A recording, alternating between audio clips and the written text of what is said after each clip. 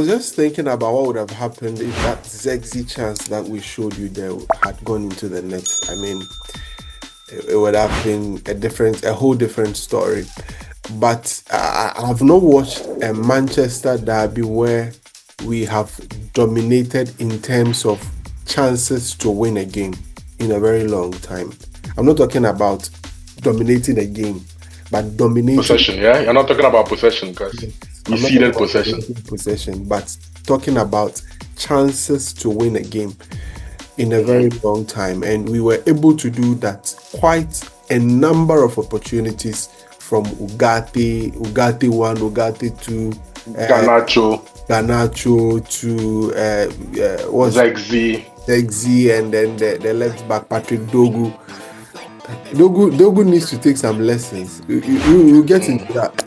Welcome to United and Everything Football Podcast. My name is Kwame Bafu. I'm here with Kwame Chukwuesiaku. Kwame, great to have you on the podcast once again. Yeah, we are slightly healthier, so we can do a good episode, a better job. Yes. The last time we showed in our talking, you could see that these men were not in the best of shape. Yeah, and we saw the messages. A lot of people were watching as well. Thank you very much. Grateful. Thank you. We needed it. Yes, we needed it. Anyway, let's make a quick turnaround. When I come back, we get into the game and everything that happened and everything that there is to talk about here on United and Everything Football.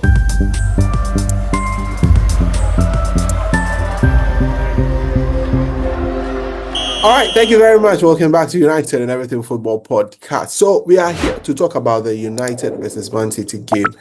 I believe we would win the game. I believe if you watch the last episode, that was my call.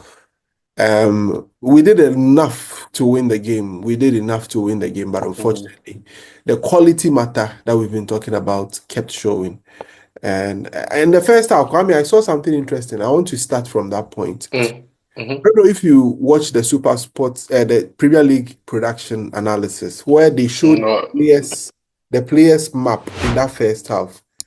And if you saw where Højlund's average position was, he was closer to the midfield, or he was deep inside the midfield with our midfielders. And the only player that was leading up front was Alejandro Garnacho. Yeah. Sums up our strikers situation, right? Something that we know. For that one, I would have I'm not going to defend Højlund for any sexual reason, but I think tactically, that was his role. Like, the problem with Højlund is when we set up to play that way, we set up to play a low block. Before we even get into anything, you have to date back to the last episode. You did say we would win, and I backed you up by saying we would win because we would drop deep, play in a low block, cede possession, and this team is built to play in transition. Yeah. And when we have to play in transition, that is where Alejandro Garnacho is of immense use, because he's the one who can run in behind the defense. When Rashford was there, Rashford was very, very known for that as well. But it's not just down to Garnacho when we do set up to play that way. Yeah. My rebuff or my sort of defense for Højlund in this system is the striker is supposed to drop in, hold on to the ball, and play the ball into the space for our players to run in behind the defense, as evidenced by the very first chance we got in the game after 2 minutes. It was Højlund. The ball went into Højlund and it stuck. It was the only time the ball stuck in the first half with him. And he smartly, quickly played it into space, and all you just saw was Alejandro Garnacho just burst through. You could see Bruno Fernandes too on the other side, breaking a leg to get into the box. Unfortunately, Garnacho, I wouldn't put it on the referee for making a bad call there. All he had to do was slide the ball across the face of goal to Bruno Fernandes on the other side. But like we always say, when he plays on the left-hand side, that is not his first natural instinct. Orientation is to cut in and then shoot. And that's exactly what he was trying to get in front of Diaz, rather than take the ball in a linear direction. If he had just hit the ball linear, without thinking naturally to cut in, he could have even had a chance to have a shot at goal. Rebound comes in, and Bruno Fernandes probably taps it into an empty net. But he's trying so hard to cut in. You see, he needs a lot of coaching. A lot. Like a whole lot. A whole lot of coaching. And it results in a free kick. And what happens after that happens after that. So that's just my slight defense for Højlund. Besides that, every long ball that came in from Onana or from any of our defenders into him, nothing stuck. Yeah. Absolutely nothing. He got eaten up. In the second half, what was even funny, sometimes the ball is coming and he's looking at the defender. Go win your header. Try and bring the ball down. So you are watching the defender and wondering what the defender is going to do to you next. He's one of the easiest center forwards to play against. And do you know what Paul Scholes said at the end of the game? He was commending Bruno Fernandes for being one of the only quality players that we have who shows a level of consistency and all that. But he can't do it all by himself because he's playing with a center forward that he has to coach on the pitch. Yep. You would think that's derogatory, but he's actually spot on. I do agree with Paul Scholes a lot of the time, but it's like playing with a baby, a child. And Manchester United should not have a number 9 who has so many deficiencies, who can hold up the play. You see, one thing about always criticizing one striker and trying to pick up the other one is when the other one comes in and puts in a performance, you start seeing the next game and you also show the same deficiencies. I think Zexi came on and had a very, very good game. He put himself about, he showed a lot of strength, a lot of composure, and he controlled the ball quite well and played the ball into space very, very well. Yeah. The old problems just kept rearing their head where either Garnacho is not making the right decision, somebody else is not making the right decision. It's just so uncoordinated up front. It's like a struggle. The quality is simply not there. This game, analyzing this game is quite simple. Easy. We set up as we thought we would set up. 3 at the back, 2 defensive midfielders. I'll talk about the defensive midfielders too. 2 defensive midfielders in Garnacho and Casemiro.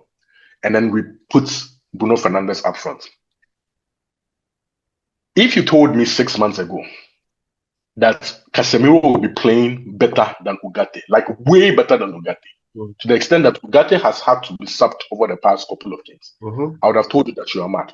But credit to the senior man. He's actually earning his place in the team because today he turned back the clock of time, let me put it that way. Because Casemiro in that midfield, for me, he was the man of the match. 11 interceptions throughout the whole game. He literally, there was an action where he made like a series of 3 tackles at the goal, like 1, 2, 3. Is it that the coach is playing to his strength? I mean, knowing that he doesn't have enough, he doesn't have to cover enough grounds. He has to be in zones where he can sniff the ball. I would have said that. I would have agreed to what you are saying because when he plays in the deeper block, it suits his game. He doesn't have to cover so much space. But the game before that was against Forest, where we had multitudes of possession. Yet he was still that good in our midfield up until he got a yellow card and got compromised. Once again, he did boss the midfield instead of Ugarte. So it's becoming a problem for me where the man who is supposed to be our main defensive midfielder is the one who doesn't seem to be putting himself about properly. I think that tactically there is something to do with it as well, but he's just missing a lot of basic, like simple passes. Ugarte doesn't seem to be able to make them now.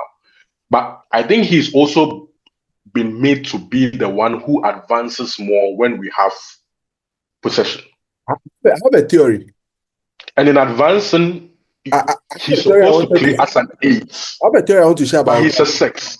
I have a theory so that you just merge it.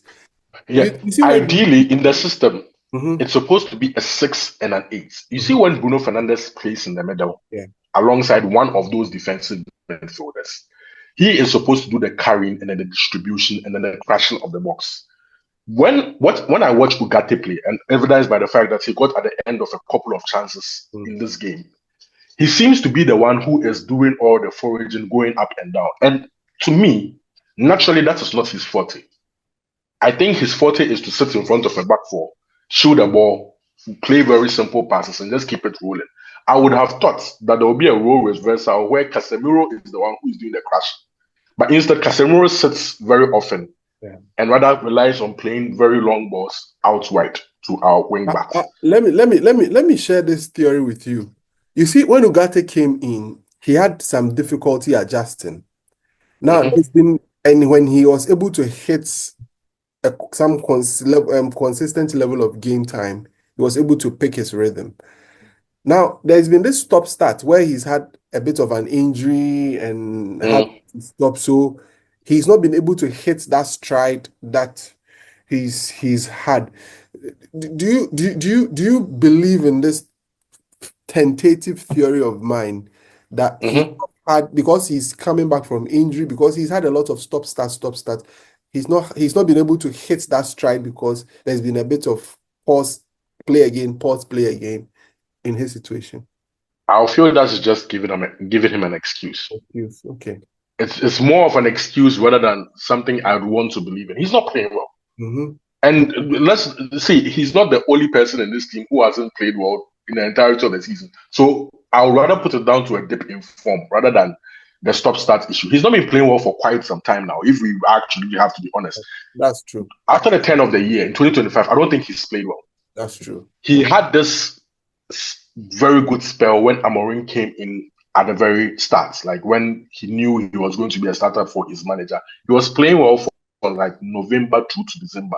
At the middle of January, his form has dipped, and he hasn't regained his form since. I can't recollect a game where I'll go like Manuel Legate stamped his authority on this football match. I can't remember one. It's been quite a while. It's been a long time.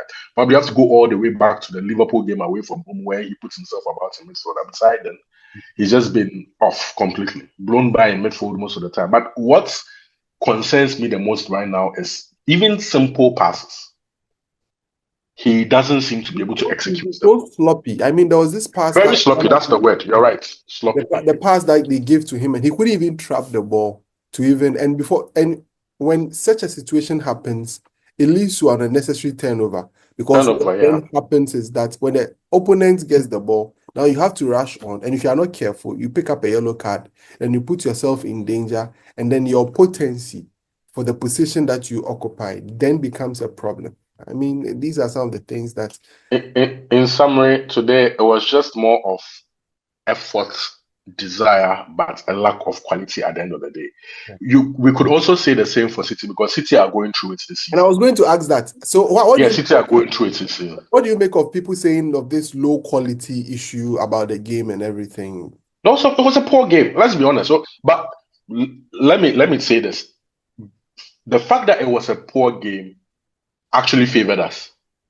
I felt if City brought it on and it was a good quality football game, we'd lose because we lack quality in comparison to them. And our coach did not actually said that at the end of the game, that he is not stupid, he's not crazy. He sees the difference in quality. And there's even the City side that is not at its pump, but he even sees the difference in quality between the City side that he faced today and his side, right? And we don't have to think this thing is going to take a long time because he's in a hurry. We have to get our recruitment spot on. We have to bring in a couple of big players. When I say big players, I'm not saying expensive players like you said, but players who in key positions. And I think it's quite obvious to us what those key positions are. We need at least a couple of forwards. We need a goal-scoring wing back. We need central midfielders who can actually dictate the game for us.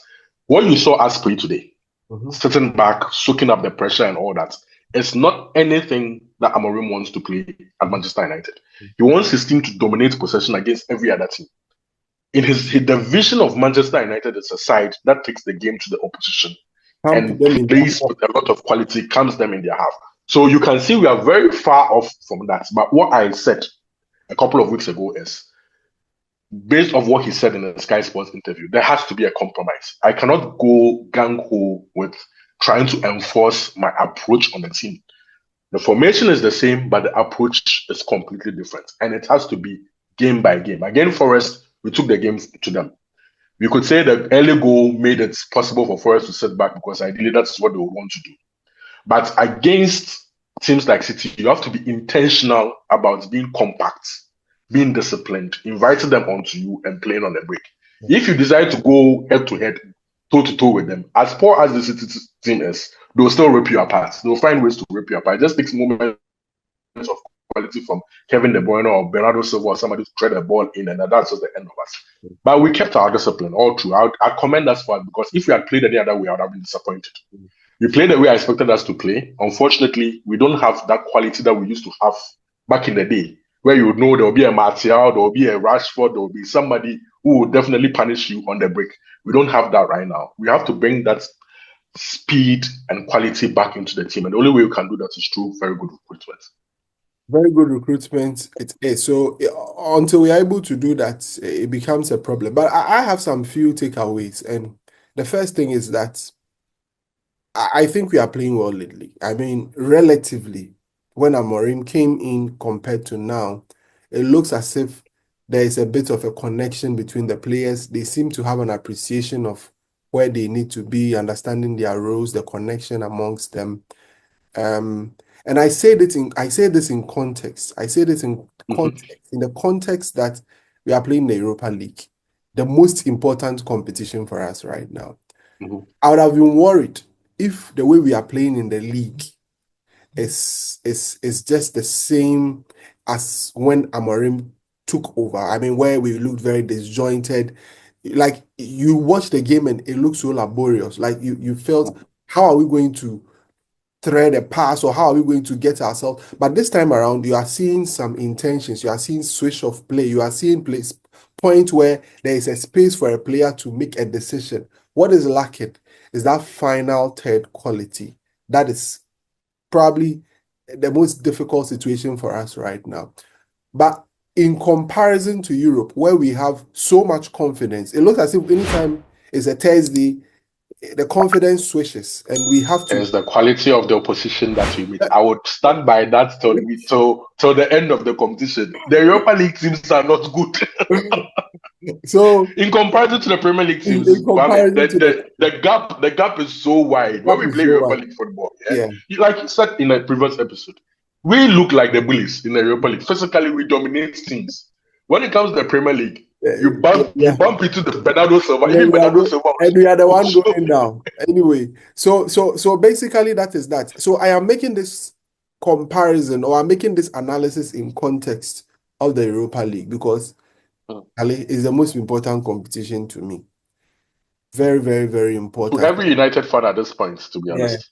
If we are able to, I mean, put in such a performance, you carry that confidence into the next competition, which is the Europa League, knowing very well that we can, if we want to stay compact, we can, if we want to attack, we can, if we want to, I mean, but we need that quality to be able to get results to be able to get to the next stage. So our next competition, which is the Europa League, is against Olympic Lyon. Um, Mm. and we need to show enough quality to be able to, do one over them, going away against them. Anyway, we'll talk about that game later. Maybe in the course of the week, we'll set up another podcast where we'll talk about that game before. I want to be harsh. I Okay. want to be harsh on this quality issue. Mm. Our forwards are not good players. Mm-hmm. They are average players. Mm-hmm. When I say somebody is not good, then people bring this whole so good is if you're not good then you're bad. No, no, no, no. Go back to your report card when you were in Yeah, primary it's school average. or kindergarten. There is very good, there's excellent, very good, there is good, there is average, there is poor, there is like Yeah. fail. You are terrible. I don't think our forwards are good players. Mm. They are average at best. Mm. But Manchester United needs to be ruthless and get rid of a couple of them at least and bring in quality players. And I would single out two players that I don't want to see play for Manchester United next season Mm-hmm. under any circumstance. I know the rumors that go around, I know the stories that go around. I've read and I've heard, but this is my own personal opinion. Yeah. Rasmus Højlund should never play for Manchester United again after this season. He Mm. is not good enough for Manchester United. Mhm. He is a mid-table striker in the Premier League at best. Yeah. At best. Probably even bottom half, but mid-table striker in the Premier League at best. You can file all the excuses that you want for him. None of them should suffice when it comes to that number 9 position Yeah. for Manchester United. You should be good enough. If you're Mm-hmm. not good enough, you should not be playing for Manchester United. Mm. My second person that I don't want to see play for Manchester United again, despite the fact that he was from the academy and all. I think Alejandro Garnacho should also be sold. Mm. One would say, why not Zexi? Because you have always been on the case of Zexi. I don't think he would be sold because I think Ineos will keep him because he's their signing. The reason why I've singled the other two is they're not brought in by Ineos. They are easier to get rid of. Mm. And you can make a lot of money from the sale of these two young, bright players, Mm. which we can reinvest into this team, into better quality players who fit the way the manager wants to play and can take us to the next level. That's my harsh criticism. I've been very harsh on these two, and I'm not taking it back till the season ends. No matter what they do, I'm not taking it back. Kwame's harsh criticisms. Anyway, well, that's it. Guys, thank you so much for being a part of the podcast today. It's been great coming your way. It wasn't a long episode because we want to set up another one where we can properly analyze the Europa League games and any other issue that will be coming up in the course of the week. So probably by Wednesday, when we release this episode, by Wednesday, we'll release another episode where we'll be talking about the Europa League game, where we are properly analyzing everything that has got to do with the game against Olympic Lyon, because I believe it's the most important, no, I believe it is the most important competition for us right now, and it has to be properly. Oh, we are 1 more point closer to 40 points in the league, right? Just 2 more points to 40. 2 more points. Very almost safe from relegation. So it's all roads lead to Europe. Europa League, yes. So that is the most important competition for us right now.